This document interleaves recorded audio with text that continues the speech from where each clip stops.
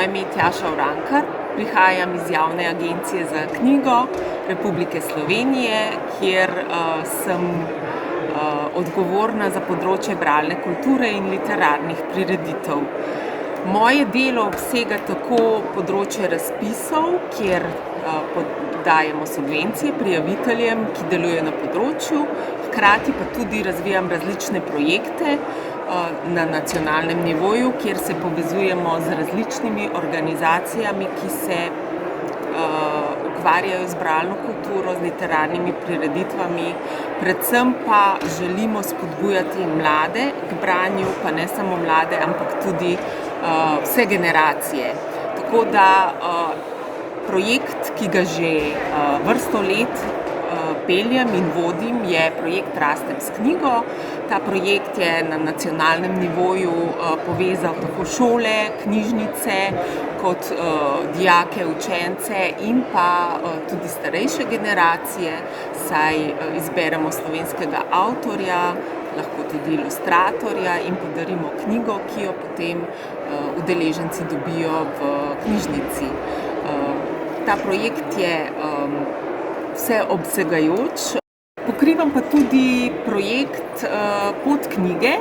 To je pa namenjeno tistim, ki se šele učijo branja v nižjih razredih osnovnih šol, v 4. razredu, v knjižnično-informacijskih znanjih, ki je v učnem načrtu.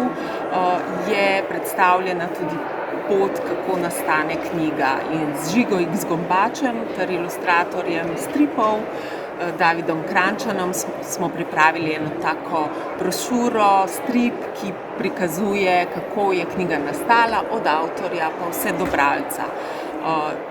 In hkrati je bila pripravljena tudi razstava na plakatih, ki potujejo po šolah v Sloveniji. Avtorja predstavljata svoje delo oziroma to pot knjige in navdušujeta mlade za branje. V drugem delu poti knjige, tako imenovani Skrivnosti izginulih črk, pa smo želeli poudariti, zakaj je pomembno brati. Ne samo zato, ker je to nujno in potrebno in ker šola predpisuje določene bralne materiale oziroma ker brez branja nas bi pobralo, kot je rekel Tone Pavček, ampak tudi zato, ker branje uri možgane in nam odpira okna v svet.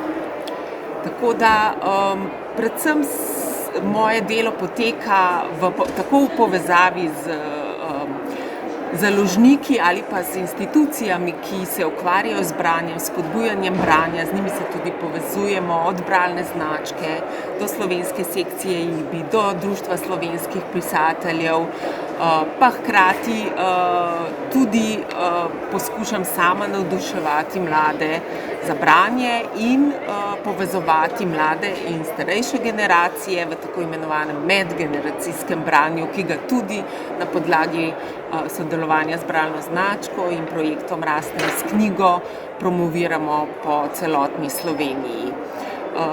Ker pa sem tudi bivša športnica, brez športa zame ni knjige, sem v preteklosti in tudi še vedno poskušam navduševati mlade športnike za branje, tako da smo veliko let delali promocijo s Košarkarsko zvezo Slovenije in naši mladi nadebudni košarkarji so se spoznali s svojimi idoli, ki so jim tudi predstavili knjige za branje in promocijo branja, kajti zgled vleče in vemo, da nekdo, ki zna priporočiti dobro knjigo, naredi tudi veliko, ne samo na področju prijateljstva, ampak tudi v našem razvoju in morda vpliva na naš nadaljnji razvoj in uspešnost v življenju.